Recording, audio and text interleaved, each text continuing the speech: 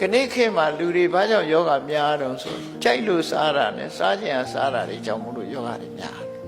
ဝိဇ္ဇာစရဏတမ္ပနောမှာစရဏတရား15ပါးထဲမှာအဲစားခြင်းအမစားတာပါတယ်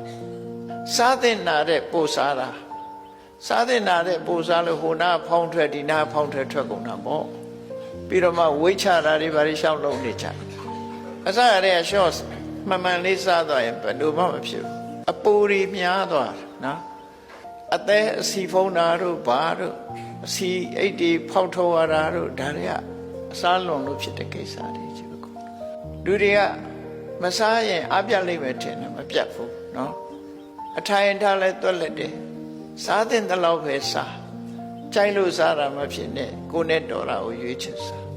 အဲ့ဒီလိုဟာကိုဘောဇနီမတ္တညုတာလို့ခေါ်တယ်သူကဝိဇ္ဇာ3ပါးဝိဇ္ဇာ10ပါးစရဏတရား15ပါးလို့ဆိုထင်မယ်ဒီဘောဇနီမတ္တညုတာပါတယ်ဘောဇနီမတ္တညုတာဆိုတာကိုယ်နဲ့တဲ့တဲ့အစာလားမတဲ့တဲ့အစာလားရွေးချယ်ကိုယ်စားစွာရမယ့်အတိုင်းအတာကိုရွေးချယ်ဒီအတိုင်းအတာနှစ်ခုရွေးချယ်ဖို့လိုတယ်ပေါ့